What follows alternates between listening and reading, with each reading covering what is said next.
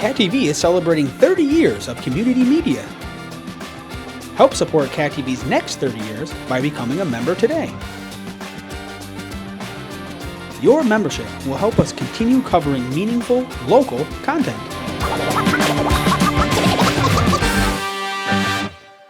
Thank you for supporting your local community media station. Zoom to the June meeting of the Southwest Vermont Union Elementary School District Board of Directors meeting. It is June 14th, and I'm Chris Murphy. So it's 5:30, so we'll get started with our agenda. The first item of which is the Pledge of Allegiance. So I invite folks to stand. And I pledge allegiance to the flag of the United States of America, to the republic for which it stands, one nation, under God, indivisible, with liberty and justice for all. So our next agenda item is public comments. There's no one present here, and I don't see anyone on the Zoom representing the public. So we'll move on to our third agenda item, which is the consent agenda. So the consent agenda was released last week. It includes 2 sets of minutes, the warrant, which we'll all need to sign either physically or virtually, a number of resignations, and even more nominations for empty positions. So first, I would ask, are there any proposed amendments or corrections to either sets of minutes? Okay, so hearing none, I would entertain a motion to approve the consent agenda as published, please. So moved. Thank you, Tammy. Do we have a first? Do we have a second on the motion? Thank you, Sheila. Any discussion on the consent agenda as published? Hearing none, all those in favor of approving the consent agenda as published, please signify by raising your right hand and saying aye. Aye. Aye. Any opposed? Any abstentions? All right, and the motion passes. All right, that brings us to finance. And Director Gordon, I see, has a screen open, but she's in the building somewhere too, I think. So I'm not sure if she's joining us in person or on. She's going to join us. She is here. She's Okay. just on her. Great. So Director Gordon, I will turn the floor over to you, please. I don't think you have a treasurer's report, so I don't know if you just want to table that for your next meeting. Yep. And then the cleaning contract renewal, we did review this and speak about it and actually budget for it way back when. But then when I actually went to sign the extensions, I went back to review meeting minutes and saw that we had never actually formally took action on what we had budgeted. So the memo that I put together kind of outlines what we are allowed to do within the confines of the law, and we're operating well within that. Janitronics has agreed to extend the contract at the allowable increase via the NEEP index, which comes out from the Agency of Education every November. So it's really just a formality that I need the board to extend what we had already prepared for during the budget season. Okay. So to that end, I would entertain a motion to extend the current cleaning contract in the manner described in Director Gordon's memo. I'll make the motion. Thank you, Susan. Second. Thank you, Scott. Any questions for Director Gordon or comments or discussion on this in general? Okay, so seeing none, we have a motion on the floor, first and second, and all those in favor of extending the cleaning contract in the manner described, please signify by raising your hand and saying aye. Aye. Aye. Any opposed? Any abstentions? Any no votes? No, and it passes. Thank you. Thank you. All right. So the next item on the agenda is the superintendent's report. So Superintendent Culkeen, the floor is yours. Good evening, everyone. First thing, as we all probably aware, last day of school for students was Friday. We successfully completed this school year, which was at times a challenge. So I know that I for one, am relieved that we made it to this point. Last day for staff was yesterday. So we are now in our summer mode. There's a lot to work to be done, but I have a lot of, exhausted, tired staff members who need to get some rest before all our summer programming begins. Most of that is in partnership with the YMCA. We are going to have a presentation on that next week at the SU meeting on what the summer programs are going to look like. I have some other people here, things I'm going to talk about, but I see people have joined the meeting. So I think if they're willing to talk about it, Jonathan Phipps, our equity coordinator, has joined the meeting. I was going to talk about what's happening on Saturday for our Juneteenth. But Jonathan, if you are you here? Are you able to give it directly rather than me give it? I am, unless you would really like to. No, I always prefer to have the person who organized the event speak to it. Okay, so Saturday, June 18th from noon to 3, we are hosting our inaugural Juneteenth celebration. It's in partnership with 13 other local organizations and entities, including the hospital, the town, UCS, et cetera, et cetera. We're going to be having live music, free food. It's going to be open to the public. All who want to attend can attend, and it will be at Mount Anthony Union Middle School, which is 747 East Road. If there are any questions, please feel free to contact me or refer to your paper soon. They will be in the banner as being promoted. Thank you, Jonathan. Again, I'm going to put somebody else on this. He joined the meeting, so I'm going to call him. Nick, one thing that I think the board may find interesting, and I don't know if you have it right in front of you, what are we looking at for open positions for the Union Elementary School District? Could you, and how the process is going as we look to fill those positions? He may not be here. He may just be driving and listening. So I don't have that information in front of me, so I don't know if Nick does, but I'll give him a second. Okay. While we're doing that, Laura, I know we said we're going to give a report at the SU meeting on the summer programs, and we don't have Melissa here with us tonight, who really has done so much work with that, but could you just give a brief overview, because not everyone on this committee is also on the SU committee and may not. And this may be their last opportunity to hear what the summer programs will be. Sure. So part of our SVSU recovery plan, which we submitted to the state of Vermont last year and was created with our recovery team, included, which was an expectation, plans for summer programming. And so last year we lifted up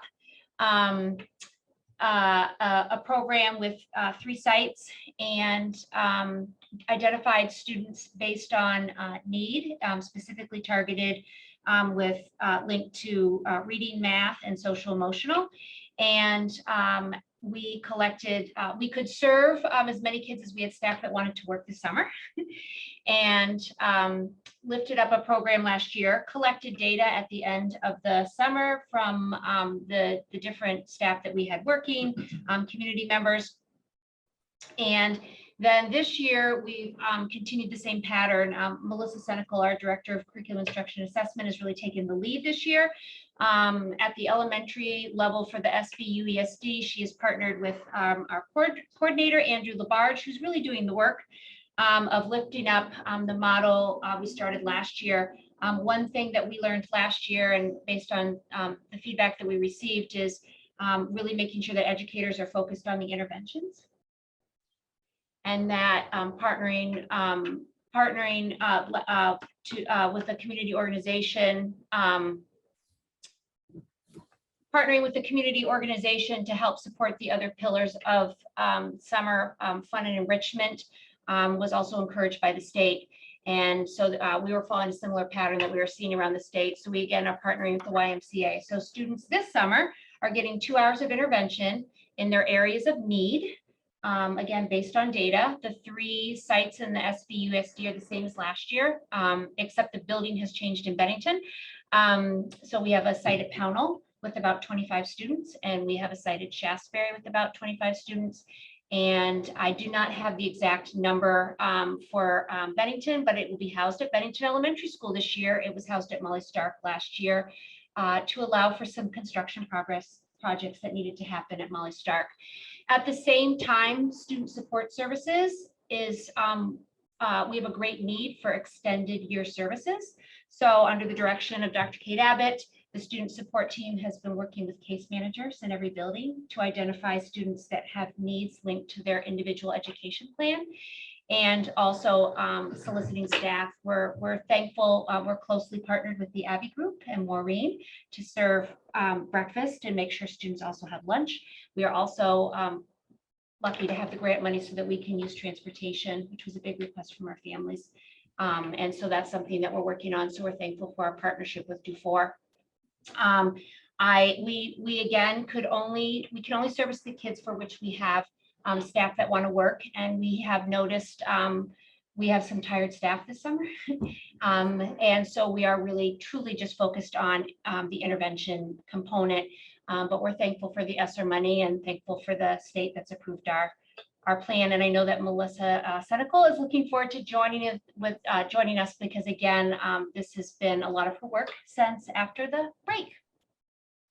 Thank you, Laura. There's three things that I need to concentrate on as we end the school year and begin summer planning. We have an administrators retreat. We have one every summer.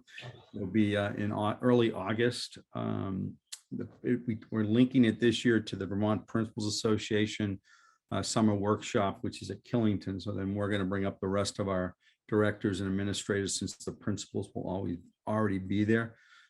Focus this year is going to be with our attorney, Dina Atwood, on Title IX and inequity on as far as that goes. So that really a legal workshop with our attorney for a day and a half. So that planning will begin now that we're out of school. Basically, all we did was do a rough agenda and set the dates for when that's going to happen. There are still some school choice applications coming in, and I just want to let the board know that the deadline for that was March 1st. So there's no one, I'm not going to let anybody in at this time, but what will happen, and it says this in the school choice procedure, we will look again like by the second week of August, and as applications come into my office, my admin assistant is letting families know that we will look at it again the second week of August. We will see if there's openings at the school that you're requesting, because we don't, we need time now for everything to filter out and see what class size is everywhere. So this is nothing new. This has been what the practice has been and procedure has been since school choice was first voted on. The only exception that may happen is if a placement as a result of a team meeting on, on a student's IEP and a determination of what is the best placement for that child. So there are some, and just in case the board members are getting phone calls, there's some anxious people that, want to know, why can't they go to a different school? And the deadline again is March 1st, and, we're into June. So if I get applications now, everything is held to that date. And then the other big transition is, the room that you're in soon will not be central office by the end of this month. I'm not entirely confident that we'll turn off the lights on June 30th and move in July 1. There may be a little bit of lag time, and not everyone may move at the same time, as especially technology and phones and everything up and running. So we'll know better. The news on the building is I did receive a letter from our attorney on the title search, feeling that it's not necessary at this time to do a title search. So I'll forward that. I spoke to Dina yesterday on it again. If it was all right, even because it's an attorney's letter, is all right to forward it to the board. And she said, yes, it's all right, because then it's going to be a public document once I do that. But it's basically said they did a title search just a few years ago when the new district was formed, so they don't feel that it's necessary to do one now, but it does note the restrictions on the property. So I'll be forwarding that email to all of you so you can see what they said, because I know, I saw Scott's email, anxious to get moving on what you're going to do with this property. So the move is, and I can't thank particularly Renee Gordon. I've been the advocate for us moving, but the one and been beating that drum that our building is not compliant.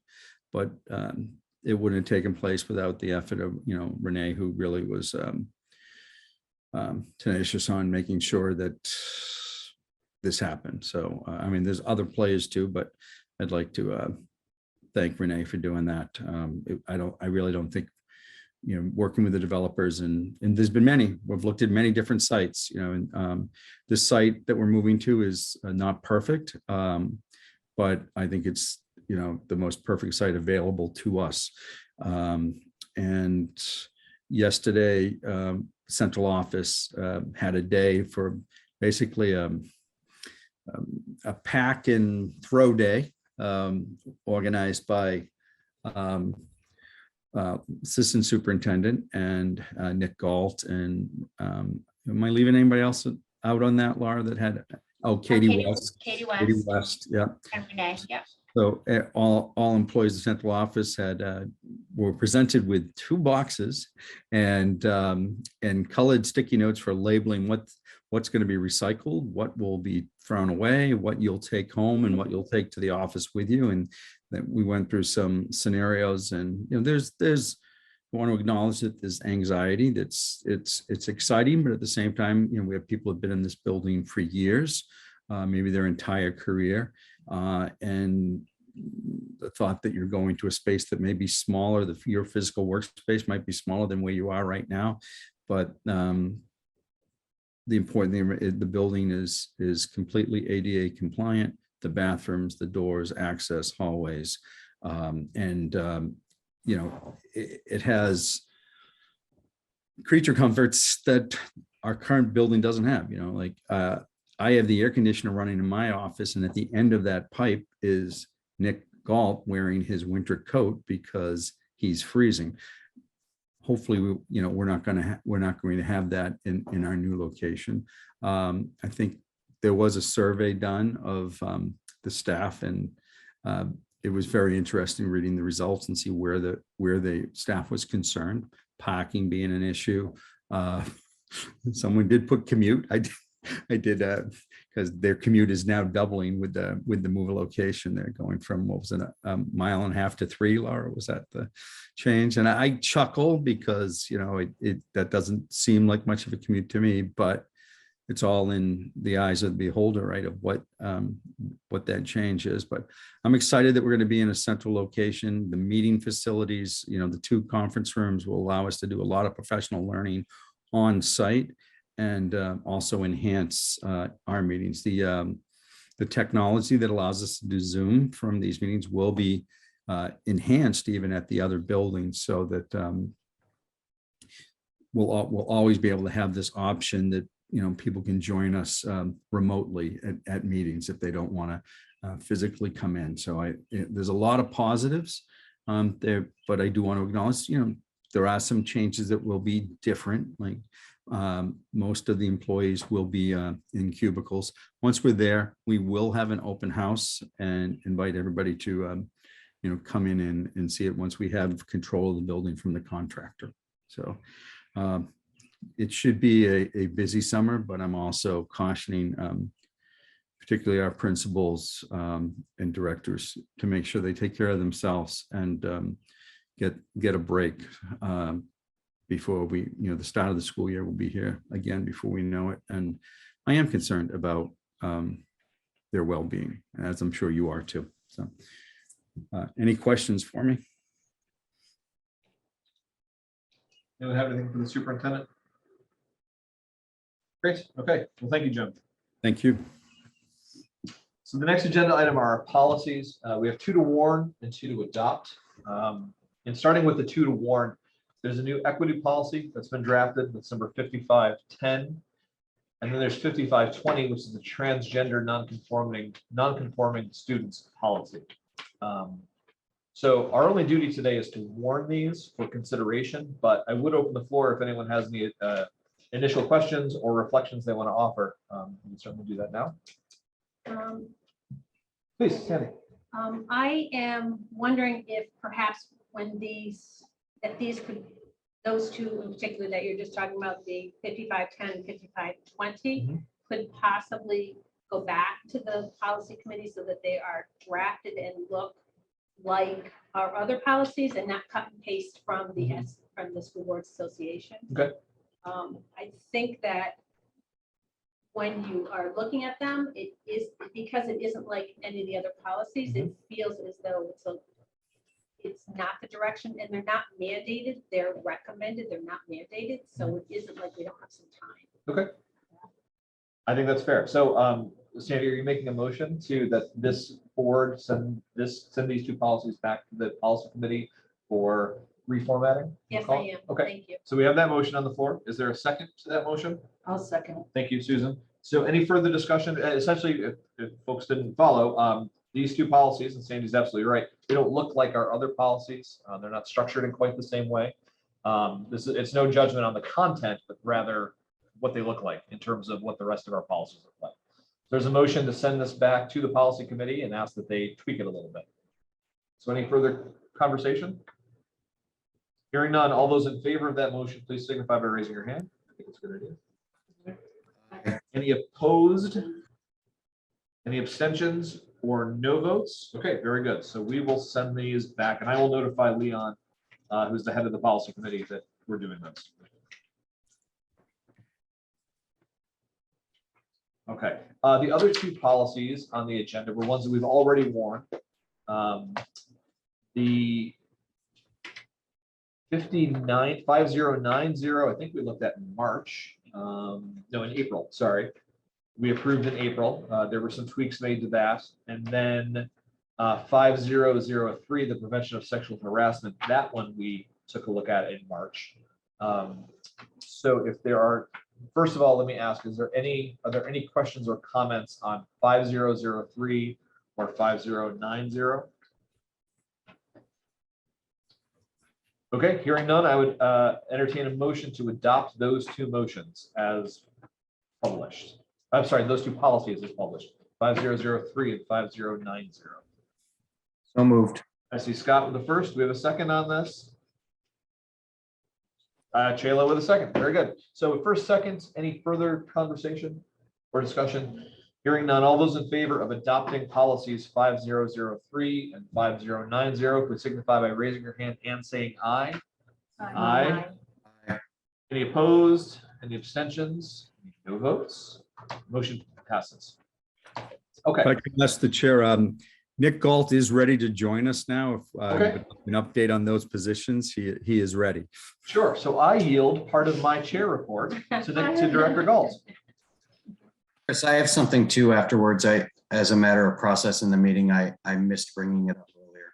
Sure. No problem, Scott. Sorry, you Director must Galt, please. you must have called on me right as I was transitioning from my phone to my computer as I walked in the door. No problem. Because I've been listening intently. So an update on hiring. It has been a very busy hiring season already. As many of you know, the season starts in March, often March and April, when contract renewals go out for teachers. Because that date of April 15th is universal, is state statute. Most districts learn of their vacancies around that same time period. So we are posting retirements in February and March, and then resignations in March and April and May, and into June, and certainly into the summer. It's hard to give really good figures because, as you can see from the consent agenda, we've been receiving resignations right up until today. We received some the last day of school, and at the same time we are hiring. So it's a moving target. To give you a sense of the number of nominations that we've approved, that we have completed for next year, is right around 53 right now, which is fantastic. It's a lot of teaching positions. It is a lot of support staff positions. It includes an assistant principal position, some literacy, some coaching positions, things like that, special education. In terms of vacancies, we still have quite a few. Just to be frank, we have some elementary postings in multiple schools. We have special education in multiple schools. We will have paraprofessional positions, specifically, I know a number of vacancies in the NECC programs in some of our buildings. We have foreign language position. We have science position at the high school. We have some middle school teachers. So there remain quite a few vacant positions. We're still early But for some of our teacher positions, a lot of people will have signed contracts for next year. So we're hopeful that some of these reposted positions will yield a new round of candidates as those have finished their school year and are looking potentially at new assignments for next year. Sometimes the last month of the school year can be the worst time to post because everybody's just trying to get through, and especially in this year. So overall, I think it's a positive. I hope it comes across as a positive report because I think the administrators, principals, and their committees have done a tremendous job. We've made a lot of really good hires. We're really excited about these folks, but there's still work to be done, and it'll be a busy summer as we continue to post, continue to interview, and look to fill as many of these vacancies as we can by the start of the year. And so hopefully I'll be able to give an update in August about where we stand and where specifically those vacancies are as we approach the beginning of school, once things have settled down a bit. Director Galt, am I correct in saying that we also still have a vacancy in the assistant principal position at Benel? We do. That posting just closed on the 12th. So we will be proceeding with interviews for that position shortly. We also have the newly approved director of operations position. The opening just closed for that as well. And the athletic director position, which closed, I know that's not an SVUESD, and I apologize, but in looking at administrative positions, that closed recently, and interviews for that position have begun. So that's sort of an update on administrative openings. Okay. Any questions for Director Galt? Yeah, Sandy, please. How does this compare to other years?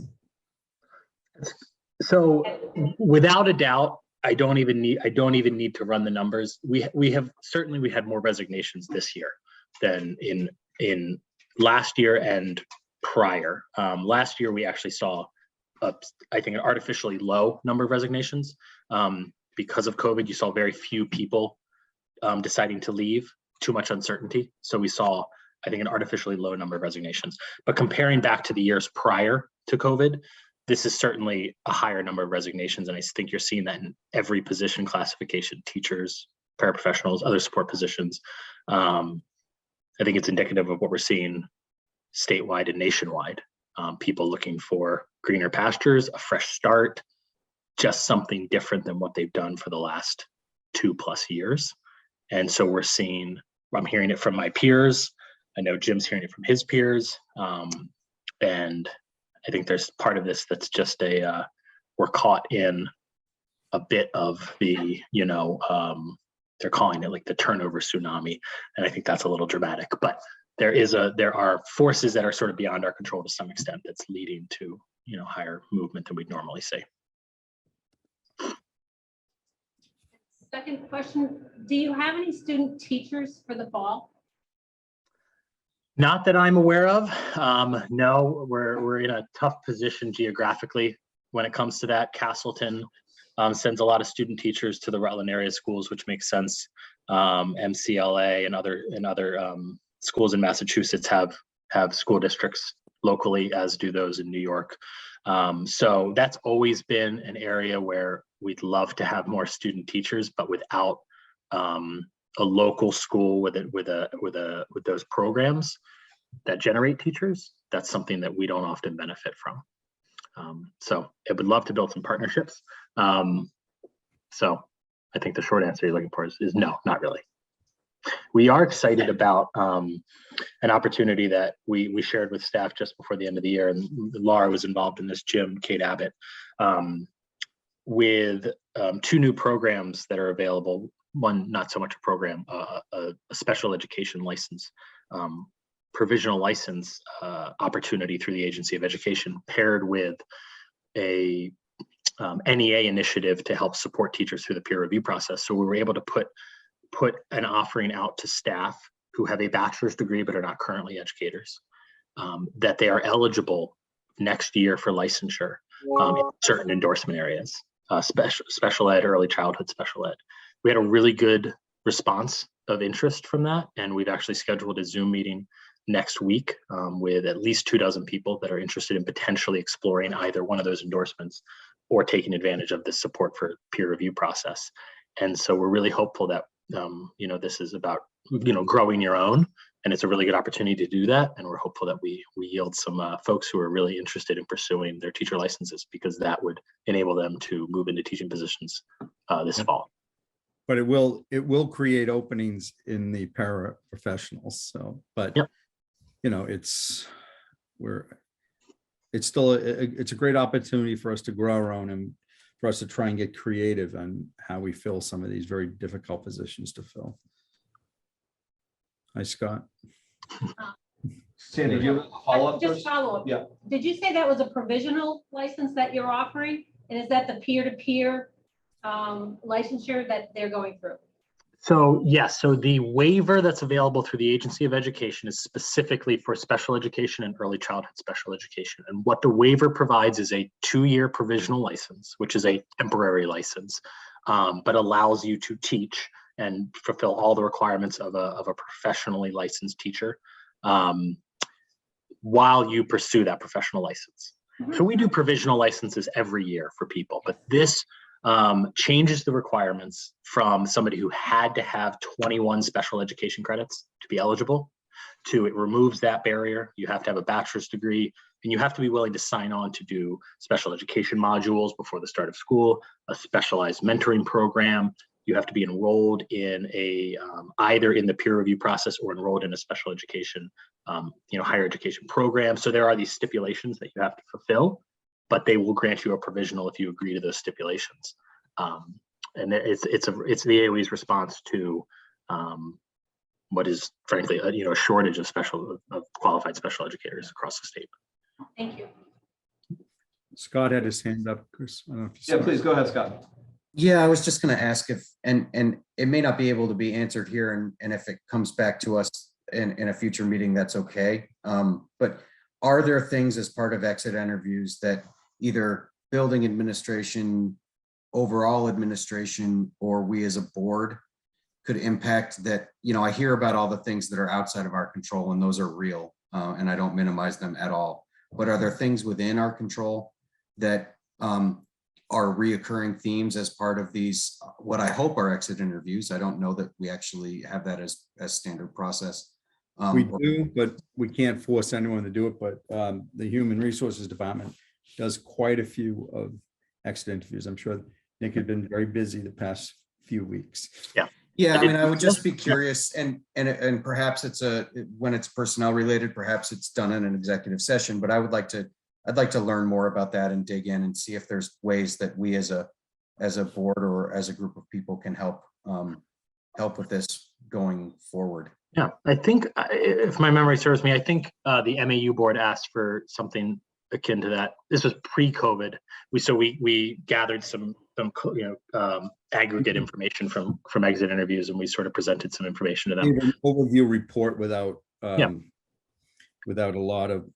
portraying, because one of the things when they go into the exit interview, they're told that they can remain anonymous and it's private what they're sharing to some degree. So absolutely, I always tell people I share, and I mean it. It's a confidential process on an individual level, but we're collecting aggregate information, and so we make it optional, but we get a lot of people who are interested. This year, with the volume, especially the volume late in the spring, I have not been able to connect with every single person, absolutely, but I've still done a couple dozen, I would say, over the course of this year. I'm looking at my folder with them now because I have them individually, in digital format. I type as I chat with people.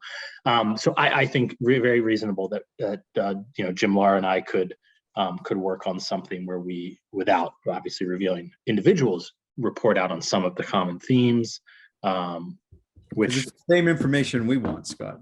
Yeah, I was going to say, I think we can too, as a board. I would say that the entire ecosystem is important. It's not just what an exit interview says. No, I'd be happy to do that.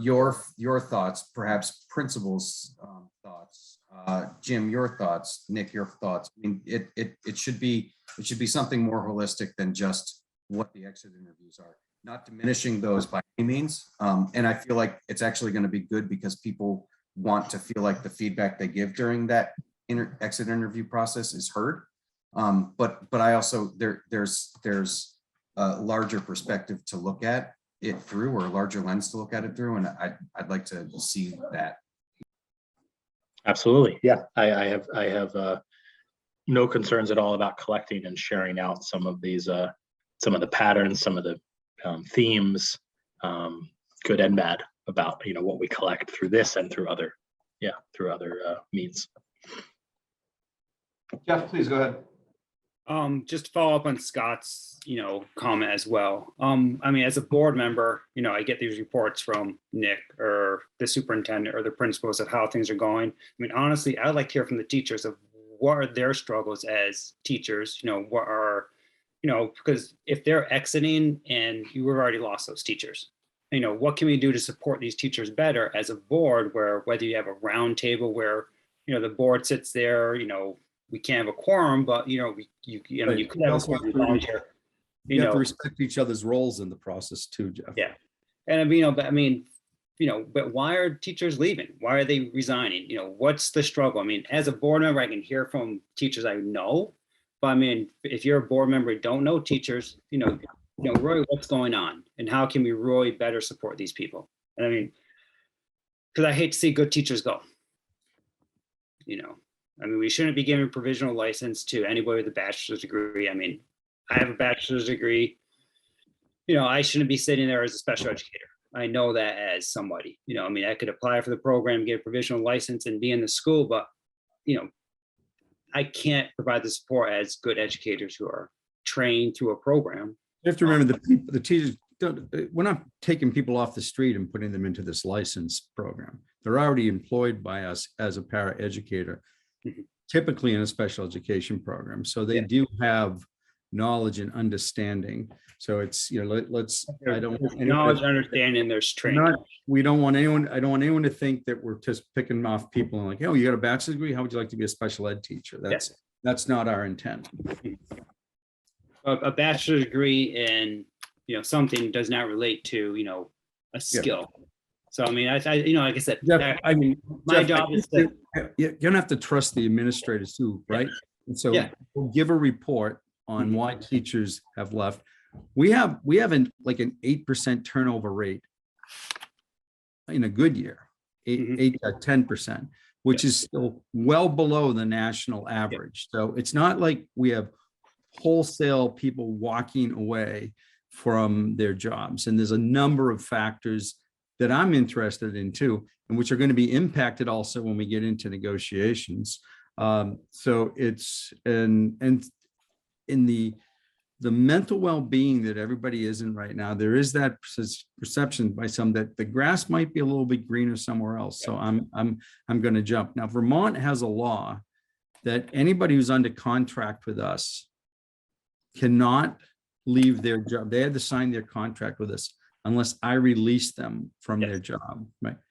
And I, as a matter of practice, release them. I don't hold people to a contract, because if you're not happy here, then I don't want to say, nope, you got to stay. So the other superintendent has to contact me and ask for permission to interview them. I grant it. Other superintendents in the state don't, by the way, because we've had people wanting to come here, and we've had superintendents, refuse to let them go because they're under contract. So it's Nick and I went to a meeting of area superintendents a couple of years back now, and it's amazing how different the view is by some superintendents who want to hold people to their job, that they signed a contract in March, not knowing what other jobs may be open. And I don't know what finally happened with this. I know before the legislature this year, there was a bill to move it to the 15th. Nick, do you know if that passed? No, it I didn't. think it did not. It stalled and it stalled and got pulled out and last minute. But for me, Jim, it's just like I appreciate when you let people out, because I mean, if they're not happy, they should move on. I do appreciate that. But we're also in a little corner where we have two of the highest paid states, next door. That's the problem for us. I can't prevent somebody from going to Massachusetts, or can't prevent somebody from going to New York. So for me to prevent somebody because they want to go to Rutland seems, kind of ridiculous. But I think the question I was asking is like, is there a way that before we do negotiations, which are every 3 years, is there a way we can get like a board to feel what teachers really need from us as a board to better support them? And I don't know if there's an answer for that. Yeah, and I don't, and again, I'm gonna say, like, what's the role of the board and what's the role of the administration? So like, if you bypass the administration and you're gonna meet directly with teachers because you want to hear what they have to say to you, Mhm. I think we have to discuss how that process looks, because that's not what I see as the role of the board is. You know, we look at the organizational chart, there's not a line there, whether, Yeah. you know, I'll end it there, but we will do a report to you now that you've asked for it Yeah. on what the exit views, interviews say. And again, you know, I've been at this a long time, so I have like maybe a different view of exit interviews from, you know, I see a pattern of who refuses to be interviewed and who and who has something to say, who has an axe to grind, who has, but then there's also interviews that are full of praise for everybody wanting going out, and they want to talk about their, you know, their 35 years working for us. So it's not the window that I think we sometimes think it is, because it can be skewed by who's being interviewed, who's agreed to be interviewed, because we can't force you to come in for an interview. We have some people just walk away. Okay. All right. Sheila, go ahead.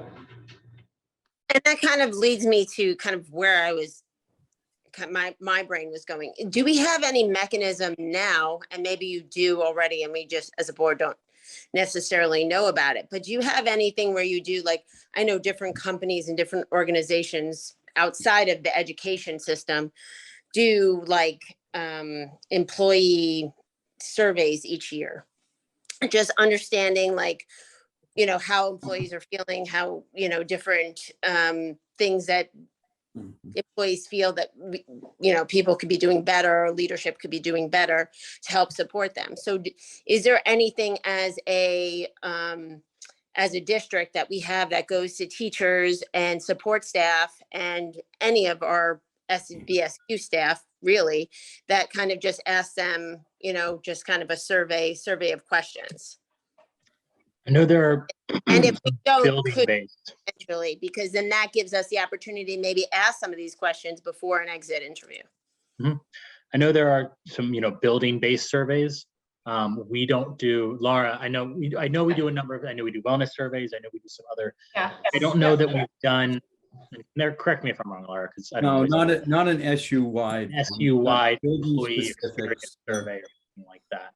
But that's certainly something that if we kind of came up with some targeted questions and areas that the board is interested in collecting feedback, that's with technology now, I mean, that's an easy proposition for us to put something together and collect that data.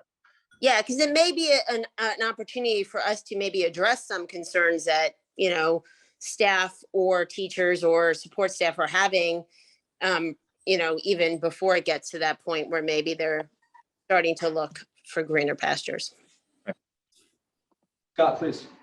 I think that the conversation is a good one. I would question the value of the board seeking answers to specific questions. I think I would look to the administration to help us with what the questions are that we're asking. And I know, Chayla, that's not the direction you were going, but I wanted to clarify. It's not the board wanting to ask these questions. It's the board wanting to be here and be able to support the building administrators or the administration overall in what it's going to take to keep this valuable talent, because any talent you have is, well, most talent you have is far more valuable than the talent that you're going to have to bring in. And I think that it's really important that we have an understanding and figure out the ways that we can help support these folks and keep them in the roles that they're in and not lose them to other states. To that end, I did want to ask a question. If a person desires to move from one building to another within the ESD, is that permitted? Is a teacher permitted to move from one building to the other? And what's the policy there? So there's no policy, but they can apply just like anyone else can apply for a position. But recently I have said, unless just this year, I have put a more of a filter on that as we see the impact of somebody leaving. So like, you know, you're a fifth grade teacher at in Pound Elementary and you want to go to Shaftesbury as a 5th grade teacher, I'm going to look closely at that because all I'm doing is moving one opening to another school.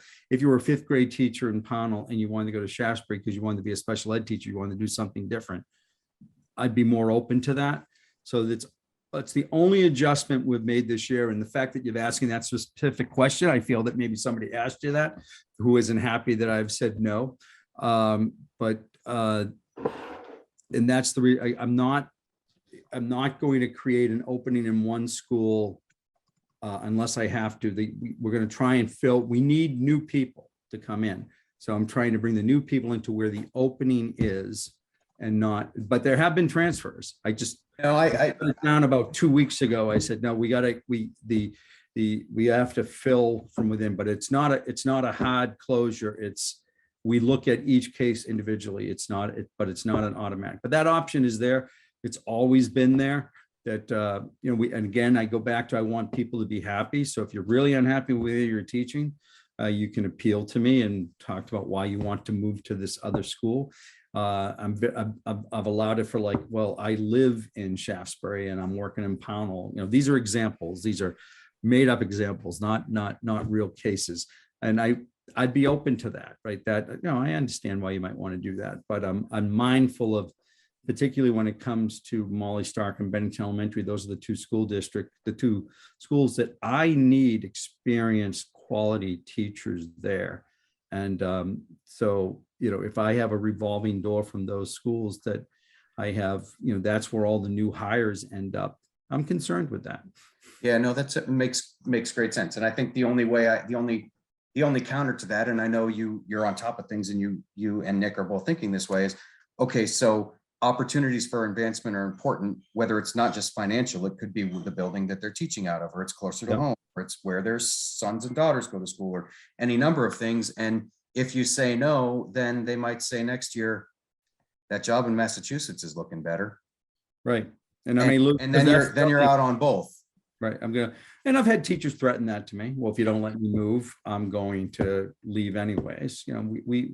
It is a game of chess sometimes in the filling of these positions. But again,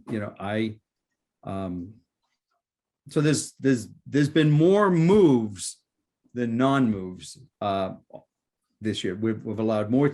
There's been more shifting of staffs from building to building in elementary than there's been no, you can't move, by far more.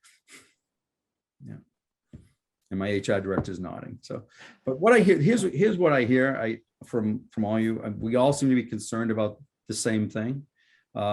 So, the notes that I made is then that's something that we'll address more at the administrative level and then report back to you on the board, particularly about not just the accident issue, but even stuff that that we're hearing, the challenges that we're hearing, because the challenges vary by building to building, as you can imagine. So to just do one size fits all for all the schools of the union, that's not true.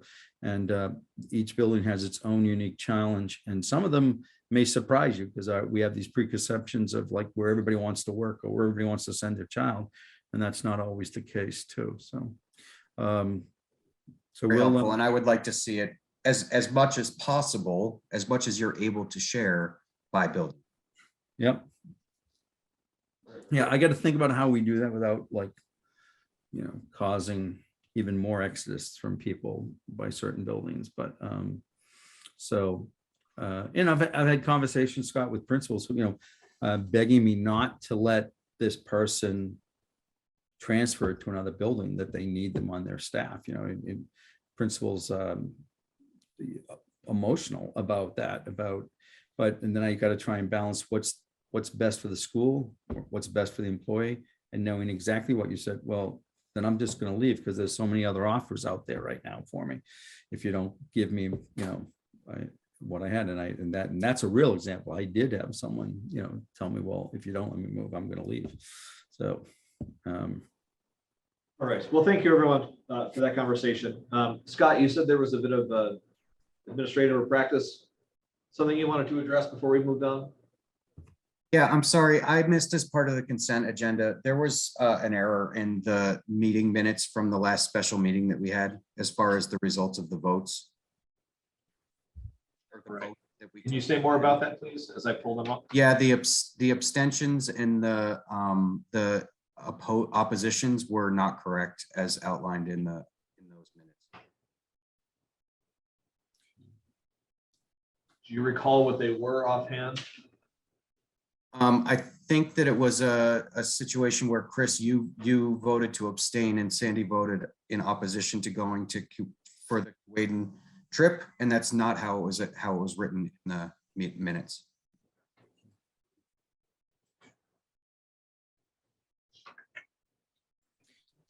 All right, so I will, okay, so what we need to do is go, so just in terms of process, someone who just earlier today voted to approve the consent agenda needs to move for a revote to approve the consent agenda. Who would like to do that? Thank you. Tammy is moving to reopen the vote on the consent agenda. Is there a second to that, please? Second. Thank you very much, Shayla. All those in favor, any discussion about reopening the vote to approve the consent agenda? I don't think so. All those in favor of reopening the consent agenda for vote, please signify by saying aye and raising your hand. Aye. Any opposed? Any abstentions? Any no votes? No. It's now reopened. Scott, you are proposing, can you say explicitly what you're proposing to correct in the minutes? Sure. I propose that we correct minutes from the meeting held in May. I don't have the date in front of me, that had the result of the approval for the 6th grade class in Shaftesbury to go to Camp Waden as being reflective of the fact that Chris Murphy, Chairperson Murphy, voted in abstained, and the representative from Pownell, Sandy Foster, voted in opposition to that, what was proposed. Yeah, okay, and thank you for catching that, Scott. So there's now this motion on the floor, and do I have a second for that, please? Thank you, Scott. I'll get you next time.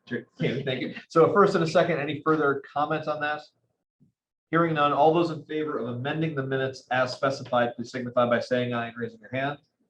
Aye. Any opposed? Any abstentions? Any no votes? No. So that motion passes. Now I would entertain a motion to once again approve the consent agenda as corrected just then. I think Tammy wants to make that motion. Tammy's the first. We'll call it a second with Shayla. Any discussion? Hearing none. All those in favor, please signify by saying aye and raising your hand. Aye. Aye. Any opposed? Any abstentions? I'm going to No abstain votes? because I missed some of it. Thank you. That was pretty quick, Jeff. Thank you for, yeah, okay. So Jeff is abstaining. Any no votes? No, the motion passes. Thank you, everyone, for that exercise in Robert's Rules of Order. Okay. Thank you for helping us through it.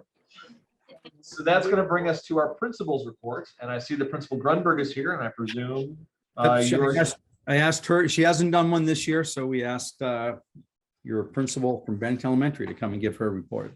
Great. Thank you, Principal Grunberg. The floor is yours. Hi, everyone. It's so good to be here. It has been a very eventful year at Bennington Elementary School. So I'm just going to focus on the last couple months. As many of you probably heard, on Wednesday, May 18th, there was a fire at Bennington Elementary School around 7:40 in the morning. A transformer on Park Street blew up and dropped parts of it onto the Park Street sidewalk. I was very fortunate because Mr. Jerry Prue happened to be at Bennington Elementary School that morning, and he and I went to the front of the building to keep the area clear. He called Green Mountain Power while I called Superintendent Colquhoun and the police. The fire department came and blocked off the sidewalk on Park Street, and I was incredibly impressed with my staff. Immediately, everyone jumped into action, looking for direction. We had paraprofessionals stationed on either end of the sidewalk on Park Street, directing families that were coming in cars that they should take their learners home and that school would be canceled for today. The students that came As walkers were brought into our kindergarten wing, where our kindergarten teachers had them set up in the classrooms, and our students that came on the bus were brought into the cafeteria. While those students were at school, we made sure that they all got breakfast, and my staff got out arts and crafts and other ways to keep the kids safe while we were working through the situation. I had been able to set up that the 2 staff members would be riding the bus back with some students at 9:30. And it was very exciting because as soon as we thought we had everything under control, it was 9:15 and we were ready for everyone to go home at 9:30. And then the fire alarm started going off. And the majority of the staff thought it was a false alarm because the power had come back on. And we were informed by Mr. Prue and Assistant Superintendent Boudreau that it was not a drill. And I had to do an all call to have the building evacuated. I guess there was a mechanical concern on the other side of the school, and the police department and the fire department came back to Bennington Elementary School. Overall, I feel that the situation was handled beautifully, considering one thing after the next, and very, very fortunate that no one was hurt and that everyone was able to step up and take care of each other. I was haunted by the thought that if it had happened 10 minutes later, there would have been families on that sidewalk, but everything just kind of, as far as the bad situation was, it went very well. And I'm very thankful to the Bennington Police Department, my staff, and the fire department. Everyone was incredible. So that was something big that happened recently. I also wanted to share with the board that I am continuing to grow in this profession through professional development to be the most effective leader that I can be. This past year, I was enrolled in a 4-credit graduate course through the BPA with a focus on leading Vermont schools. And I've been recently accepted into the Waddington Leadership Initiative. And this is a professional learning opportunity that partners educational leaders with the Center of Creative Leadership, which is a research institution that focuses on leadership development. I am a member of cohort 11 and have already participated in 3 days of professional learning at the Center of Creative Leadership in Greensboro, North Carolina, with other leaders from all over Vermont. We meet again for 2 days in July, and right before the board meeting, I actually got another updated email with information for our meetings in July and more surveys to fill out to prepare for those 2 days. And then we have a final meeting in a final 2-day retreat in October, where we kind of wrap it up. And they've just started offering an extension to the leadership program for Waddington alumni, and they're currently filtering through cohort 1 and 2. So I'm excited to continue that professional learning. And as Superintendent Colquhoun said, we have the administrators retreat in August, and I have already signed up for the Vermont Principals Association conference. That is at the beginning of that. I had to take notes thinking about all of the things that had happened in this past couple months of school, because it's just been so incredible, the amount of family engagement and fun activities that we've been able to have. We finished this year, we spearheaded having family engagement events at the Beach Court Apartments in their community room. And with that, we had different activities every month. 1 month we had yoga. 1 month we had, they decorated little ceramic pots and were able to plant different plants. And we also had a game month. And that was it was really great to be able to bring the school community to our community. And our first one, the attendance was a little low, but as it went on by the last 3 months, every family that lived in Beach Court was attending, and very excited to be able to spend time with different teachers and different faculty members. And it was really, really wonderful to be able to see the kids and the families in their own environments. We also were very excited to have in-person band and chorus concerts, which the kids were beyond excited to perform. for their families. I also had a parent who is partnered with the theater in Bennington approach me and ask if she could volunteer to be the director of a musical, a school-wide musical. So we had our first kindergarten through 5th grade musical this year with a rendition of Svuesd the musical. And that was really, really wonderful. And we did a presentation for the kids. We also had the Vermont Symphony Orchestra come in and do a performance at our school. And it was wonderful to see some of the kids just their faces light up with seeing the different types of like the cello and the violin and just so much joy. We were able to have, one of the greatest things was being able to see how from the beginning of the year, we weren't able to have families in. And then as the year went on, being able to invite families to Bennington Elementary School. We had a family arts night where we partnered with the Arts Exchange and had live music and arts activities and bubbles and hula hoops and dancing and refreshments. So that was something that was the families were buzzing about for a while. And then we were able to organize a barbecue during regularly scheduled lunch times. And we partnered with the Abbey group for that and set up long tables outside. And we were able to have each student have 2 guests for that. And the Abbey group was incredible in having that happen. Very recently, we just had our 5th grade graduation in person, which was, it was very beautiful. They did a great job, and our 5th graders write a song every year as a grade to perform at their graduation. And this year's class has some very talented musicians. So not only did they write the lyrics, but they also wrote the chord progressions and the music that went along with the song. So, and I started a tradition this year with our 5th graders that they were very excited to be a part of, and I'm calling it leaving their mark on Bennell. And on the last day of school, they all came into my office and painted their hands and left handprints on my office wall. And it's really, really, I love it. It makes it look just so nice in there. And I'm really excited for, as the years pass, to see how it's going to spread throughout my entire office and then out into the school.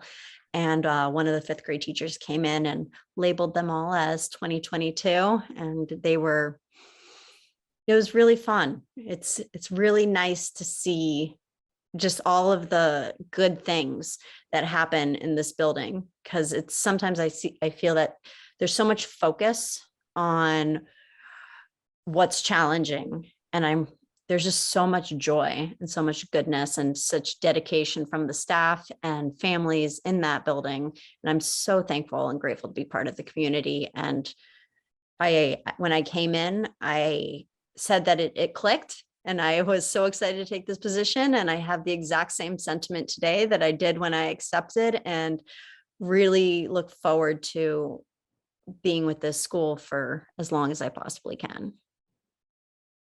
Thank you, Principal Grunberg. Any questions at all?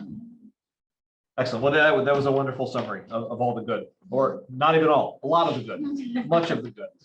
So thanks very much for all your efforts this year, for sure. Thank you. All right, well, that brings us nearly to the end. The 9th agenda item is just the FYI, which includes the budget status report, which was posted. And the final agenda item is executive session. Now, I will say that there will be no action taken after this executive session. So it's a matter of us entering, then coming back and adjourning right away. So I would entertain a motion to enter into executive session, please. Thank you, Susan. And we have Scott as the second. Any discussion about moving into executive session? And for the record, and for anyone still watching through CAT TV, we're entering executive session pursuant to 1 Vermont statutes annotated 313A7, which permits the discussion of academic record or suspension or discipline of students. So that's our purpose for entering executive session. So I would ask that we invite Superintendent Culkeen and Assistant Superintendent Boudreau into that conversation, please. Okay, so there's our motion. All those in favor, please say aye and signify by raising your hand. Aye. Any opposed? Any abstentions? Any no votes? Okay, so I see that Assistant Superintendent Boudreau is placing us into our private room.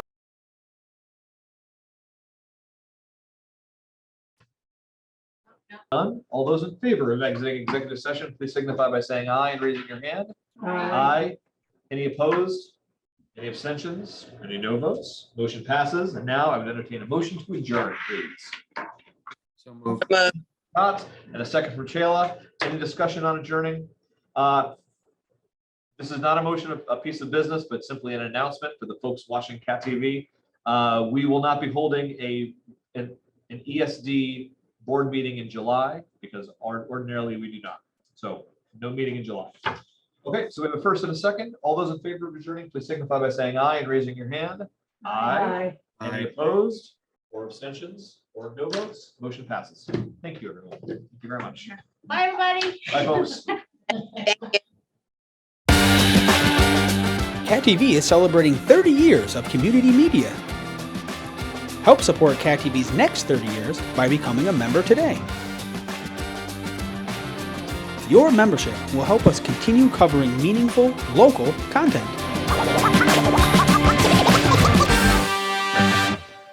Thank you for supporting your local community media station.